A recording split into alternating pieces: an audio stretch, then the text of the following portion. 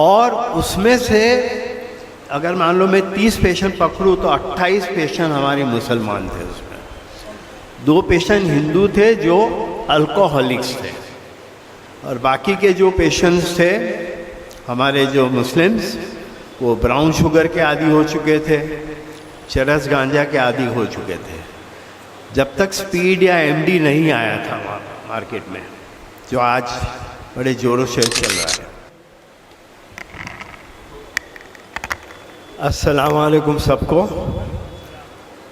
सबसे पहले मैं आबिद भाई के बहुत बहुत शुक्रगुजार हूँ कि आपने मुझे बुलाया है, मगर मैं बहुत माफ़ी चाहता हूँ कि मैं वक्त पर ना पहुँच पाया आपके इनॉग्रेशन में।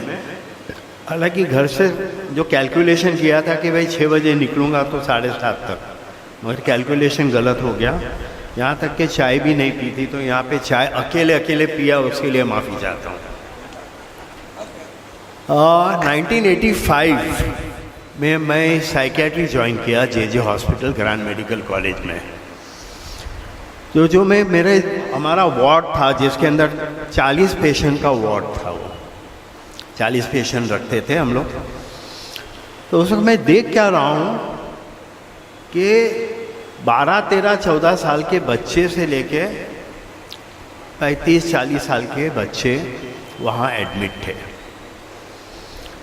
मुझे उसमें से 1 या 2 ही मानसिक रोग वाले पेशेंट दिखे, बाकी सभी पेशेंट्स मुझे ड्रग एडिक्ट्स मिले वहाँ पे 1985 में। और उसमें से अगर मान लो मैं 30 पेशेंट पकड़ूँ तो 28 पेशेंट हमारे मुसलमान थे। उसमें 2 पेशेंट हिंदू थे जो अल्कोहलिक्स थे, और बाकी के जो पेशेंट्स थे हमारे जो मुस्लिम्स, वो ब्राउन शुगर के आदी हो चुके थे, चरस गांजा के आदी हो चुके थे। जब तक स्पीड या एमडी नहीं आया था मार्केट में, जो आज बड़े जोरों से चल रहा है। एक हुसैन भाई नाम के वर्कर थे, बाजू में जे के बाजू में कंपनी थी, उसमें वर्कर थे और वो सोशल वर्कर थे। उनका काम था कि पेशेंट मरीज़ लोग को पकड़ के लेके आना, मेरे पास लेके आना, हमारे पास यानी हमारे डिपार्टमेंट में। हाँ, वो लोग पहले से उनको तैयार करते थे, फिर हम उनको एडमिट करके उनका डिटॉक्सिफिकेशन करते थे। डिटॉक्सिफाई करने के बाद फिर वो ले जाते थे उनको रिहैब में, क्योंकि डायरेक्ट रिहैब जाते हैं तो कोई सुधरते नहीं है। अब मैं ये कहूँगा कि बच्चा जब पैदा होता है, जब उसके माथे पे लिख के नहीं आता है कि ये डॉक्टर बनने वाला है, इंजीनियर बनने वाला है, दाऊद इब्राहिम बनने वाला है, या फिर चरसी बनने वाला है, नहीं लिखा होता है। मगर ये जब तक के 5-6 साल का हो जाता है, जब तक हमें एक जो साइकोलॉजी साइकियाट्रिस्ट को तजुर्बा आ जाता है कि कौन सा बच्चा गलत लाइन में पड़ेगा। हम देखते हैं कि कुछ बच्चे बहुत ही हाइपर एक्टिव होते हैं, एक जगह बैठ नहीं सकते हैं। स्कूल से बार शिकायतें आती है कि भाई ये बैठता नहीं है, सुनता नहीं है, पढ़ता नहीं है, किताबें फाड़ता है, बच्चों को मारता है, हम टीचर लोग के ऊपर एरो फेंकता है। तो ये सब जो है शुरुआत होती है इस तरह की जो बिहेवियर। कुछ ऐसे भी बच्चे होते हैं कि बहुत ज़्यादा ही शांत, यानी बात ही नहीं करेंगे, एकदम चुप, और बात करो तो बड़ी मुश्किल से जवाब देंगे। कुछ बच्चे ऐसे होते हैं कि जिनको ऑटिस्टिक चाइल्ड कहते हैं। कुछ बच्चे ऐसे होते हैं कि जिनको लर्निंग डिसेबिलिटी वाले बच्चे कहते हैं, LD, डिसलेक्सिया। तो अक्सर ये जो चीज़ें हम जब पकड़ते हैं तो हमें अंदाज़ा आ जाता है कि अगर आज हम काम नहीं करेंगे इस बच्चे के ऊपर, तो कल ये जाएगा ड्रग्स की तरफ। वाकई एक बार एक लेडी अपने बच्चे को लेके आई थी, तो 10-12 साल का लड़का था उस वक्त, और सिंगल मदर थी वो, और उसका मुंह में गुटखा भरा हुआ था। गुटखा तो तब से था, पता नहीं कितने सालों से। और जब मेरे पास लेके आए तो बोला बोले घर में बहुत तोड़ फोड़ करता है, रोज़ 500 रुपये की उसको मांग है, अगर मैं 500 रुपया नहीं दूं तो बहुत ही वायलेंट है और मेरा 5000 रुपये का नुकसान करता है। वो कोई ना कोई फेंकेगा, तोड़ेगा, तो मुझे कहीं से भी उसके लिए बंदोबस्त करना पड़ता है। तो उस वक्त तो उसको खाली एक गुटके वगैरह की।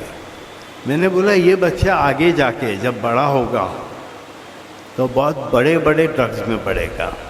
तो माँ जो थी ना, सिंगल मदर थी, तो बहुत ज़्यादा लगाव था। तो उन्होंने मुझे भला बुला के आके कि आप मेरे बच्चे को बद्दुआ दे क्यों दे रहे हो कि ये बड़ा होके और बहुत कुछ करने वाला है। मैं बोला है तो है, दिख रहा है। फिर कुछ सालों के बाद जब देख के आए तो वो फुल नशे में। उसकी माँ बोलती कि जैसे पैसे उसके पास वैसा ड्रग्स लेता है वो। उस वक्त 100 रुपये में कफ सिरप आ जाती थी, 200 रुपये में बटन नाम की टैबलेट जो है, जो हम लोग नींद के लिए लिखते थे। अब तो लिखना भी डर लगता है हमारे को कि भाई किसी को इसकी आदत ना पड़ जाए, जिसको नाइट्राजेपाम कहते हैं। कोरेक्स का सिरप होता था। तो बहुत सारे मेडिकल नशे में पड़ गए थे, क्योंकि कभी कभी पुलिस सख्त हो जाती है तो नशा, दूसरा नशा मिलता नहीं। चरस, गांजा, ब्राउन शुगर, स्पीड, LSD वगैरह। एक बार एक मेरे क्लिनिक में माँ आई, छोटा बच्चा। माँ अपने प्रॉब्लम को लेके आई थी, घबराहट वगैरह। छोटा बच्चा था। अचानक छोटा बच्चा खूब रोने लगा, खूब रोने लगा, खूब रोने लगा। माँ के मुंह में गुटखा था। मैंने क्या किया, मुंह में से गुटखा निकाल के उसके मुंह में डाल दिया। बच्चा एकदम शांत। मैंने कहा कि आप अभी से बच्चे को नशे के आदी बना रहे हो, आगे जा कर के यही बच्चा बड़ा बड़ा नशा करेगा। अक्सर हम ब्लेम गेम खेलते हैं। बाप बोलता है कि तेरी वजह से, माँ को, तेरी वजह से ये बिगड़ा है। मैं तो दिन भर 12 घंटा में ड्यूटी पे रहता हूँ, तुम्हारे पास रहता है। माँ बोलती कि तुम्हारी वजह से, तुम ध्यान नहीं देते हो, तुम टाइम नहीं देते हो बच्चे को, तुम स्कूल नहीं जाते हो उसके खबर करने कि ये स्कूल जा ही रहा है कि नहीं जा रहा है। पता चला बहुत दिनों के बाद मैं किसी वजह से स्कूल में गई तो बच्चा था नहीं, और टीचर को पूछा तो बोला वो तो आ नहीं रहा है। वो तो बोला मेरे घर में मेरी माँ बहुत सीरियस है, इसलिए मैं नहीं आ रहा हूँ। तो इस तरीके से ये वाले बच्चे जो होते हैं, स्कूल एब्सेंटीज़म, कंडक्ट डिसऑर्डर, ये आगे चल कर के ड्रग एडिक्ट बनते हैं। तो मेरी सिर्फ माँओं से ये रिक्वेस्ट है कि जब हमारा बच्चा 5 साल का होता है तो ज़रूर उसको साइकोलॉजिस्ट के पास ले जाना चाहिए। जैसे हमारा बच्चा पैदा होता है तो हम उसको वैक्सीनेशन के लिए ले जाते हैं। 2 साल का होता है तो कुछ और वैक्सीनेशन, 5 साल का होता है तो कुछ और वैक्सीनेशन होता है। उसी तरीके से हर बच्चा, चाहे होशियार बच्चा हो, पढ़ाई में कमज़ोर हो, उसको साइकोलॉजिस्ट के पास ले जाना चाहिए। आज हमारे शहर में इतनी फैसिलिटी है, समझो कि Nair hospital, KM hospital, JJ hospital, हर हॉस्पिटल में, सायन हॉस्पिटल, हर हॉस्पिटल में इसकी फैसिलिटी है। मैं 10-12 दिन पहले ही यहाँ मुमरा में आया था, जो TMC का हकीम अजमल हॉस्पिटल में डी एडिक्शन सेंटर का इनॉग्रेशन करने आया था। तो पता नहीं, अभी बहुत जल्दी वो लोग शुरू करने वाले हैं OPD, वहाँ पे पहले OPD शुरू करेंगे। तो मैंने कहा कि वहाँ पे साइकेट्री, हमारे यहाँ पे इस शहर की अभी पहली फुल टाइम साइकेट्रिस्ट आ गई है, जिसका नाम है डॉक्टर आलिया, जिनकी फुल प्रैक्टिस यहाँ की है। बाकी जो दूसरे डॉक्टर्स जो आते साइकियाट्रिस्ट, वो लोग हफ्ते में एक बार आने वाले लोग हैं। मुझे बड़ी खुशी हुई कि एक शहर में, तो कभी कभी मैं ही सोचता था कि मैं यहाँ पर क्यों ना आ जाऊँ, यहाँ पे एक सेंटर क्यों ना बनाऊँ। मगर अभी देखता हूँ कि अब नूरी बिल्डर कौन थे, किसने बना, अच्छा, तो अभी मैं एक बार आया यहाँ पे, डॉक्टर परवेज़ का नर्सिंग होम देखा, उनको बेचना था। मैं बोला कि मैं यहाँ कोई सस्ता वाला हॉस्पिटल बनाऊँगा और 500 रुपये रोज़ में रखूँगा, दवा एवरीथिंग। क्योंकि हमारे जो प्राइवेट हॉस्पिटल्स में जो नशे का इलाज होता है पर डे 10,000 रुपीज़ लगता है। तो मैंने ये सोचा कि यहाँ पे 500 रुपये में इलाज करूँगा। मगर जब यहाँ आए तो मेरे तो पैर ढीले पड़ गए कि एक एक प्रॉपर्टी अभी 10 करोड़ की हो गई। अभी मुंब्रा में मैंने जो शॉप्स देखी है तो ये तो ऐसा लगा कि लोखंडवाला में जो शॉप्स होती है वैसी भी शॉप्स हो गई है। मैं मेरे जो वर्ली एरिया वगैरह में भी इतनी अच्छी शॉप्स नहीं होगी, हाँ पैलेडियम वगैरह जो मॉल्स वगैरह में होगी, मगर यहाँ तो लाइन से एक खाने पीने वाली चीज़ें, बहुत कुछ। तो खुशी भी हुई। अब ये पूछता हूँ कि यहाँ पे कितनी फुटबॉल के ग्राउंड्स है, कितने हमारे जिम्स के शाखा है।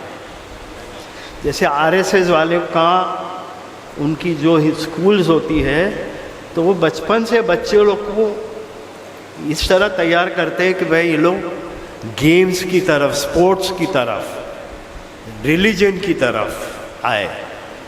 रिलीजन का तो हमारे यहाँ इस्लामिक इंटरनेशनल स्कूल्स काफ़ी है, तो वहाँ पे कुरान तो रटा देते हैं और बहुत से अच्छे मौलाना भी है जो लोग समझाते भी हैं। मगर स्पोर्ट्स की तरफ कितना ध्यान दिया जाता है ये इम्पोर्टेंट है।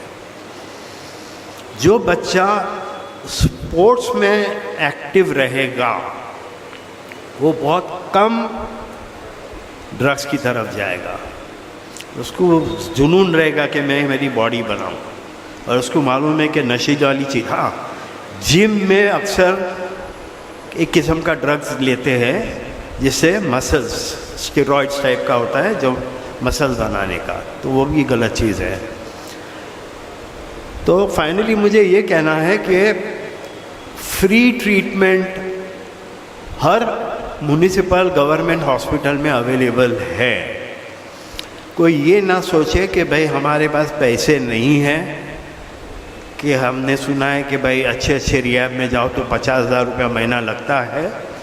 अब जैसे मैं अभी फ़िलहाल सेंट जॉर्ज हॉस्पिटल का इंचार्ज हूँ, जो सीधा ट्रेन पकड़ो VTCSC उतर जाओ, बाजू में ही है। वहाँ पे हमारे पास 34 बेड्स का सिर्फ और सिर्फ नशे वाले लोग के लिए है वो। तो वहाँ हम 15 दिन 1 महीना रखते हैं और 80 to 90% लोग सुधर जाते हैं। तो अगर ऐसे कोई बच्चे आप लोगों की फैमिली में हो, खुदा ना खास्ता, या आप लोग के कांटेक्ट में हो, या आपको पता चले, क्या है कि माँ जल्दी एक्सेप्ट नहीं करती है कि मेरे बच्चे में, और जब बच्चे के बैग में से मिल जाता है तो बच्चा अच्छे से झूठ बोल देता है कि तो मेरे दोस्त ने रखने दिया था मेरे को, और माँ मान भी लेती है। यहाँ बच्चा 12 साल का नहीं हुआ तो बच्चे को मोटरसाइकिल बच्चे की ज़रूरत होती है। 12, 13, 14 साल की उम्र में उसको मोटरसाइकिल दिला देंगे, ये नहीं कि साइकिल दिलावे। ये साइकिल चलाएगा तो फिर हेल्थ अच्छी बनेगी। तो मेहरबानी करके कोई भी ऐसा कोई दिखे तो प्लीज़ आप उनको हमारे सेंट जॉर्ज हॉस्पिटल में ले आइए। मैं सुबह 9 से 10 वहाँ रहता हूँ, मंडे टू सैटरडे। हम उनका फ्री इलाज करेंगे। Thank you.